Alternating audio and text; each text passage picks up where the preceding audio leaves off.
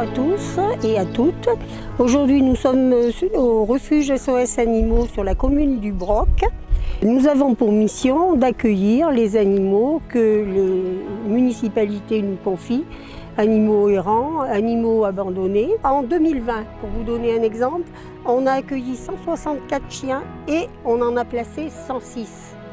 On a accueilli 303 chats et on en a placé 255. Pour que notre action soit efficace, il faut que les effectifs tournent. Je dois dire que l'intérêt des gens, quand ils ont envie d'avoir un animal, c'est de le prendre en refuge. En venant chercher un animal au refuge, ils ont des garanties. L'animal est vacciné, identifié, testé, vermifugé, antipucé et ils le prennent pour un prix assez modique.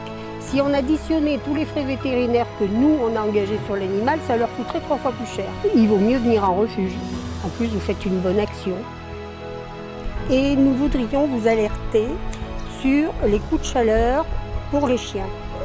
On est dans des températures vraiment très élevées. Les chiens ne savent pas se protéger tout seuls. Il faut absolument que vous soyez vigilants pour qu'il n'ait pas de coups de chaleur. Donc je vais vous donner quelques conseils.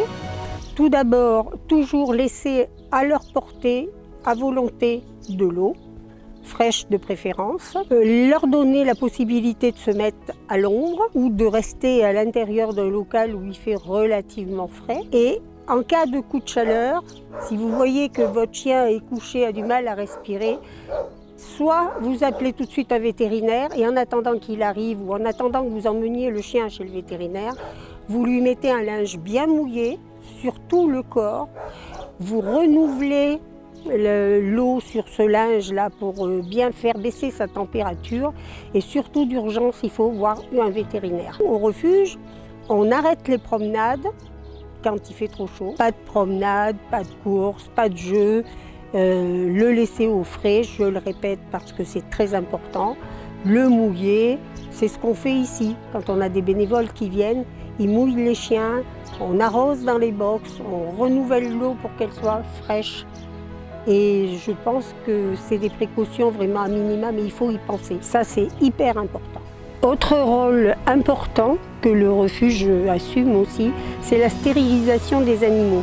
Stérilisation avant l'adoption, stérilisation lors des campagnes avec des bons de stérilisation qui sont donnés aux gens non imposables qui peuvent leur permettre de faire opérer leur animal, leur chat en particulier, pour une somme moins importante que le prix habituel. Et ça, surtout au niveau des chats, il faut vraiment que les gens soient conscients de ça et qu'ils agissent chacun à leur niveau. Voilà.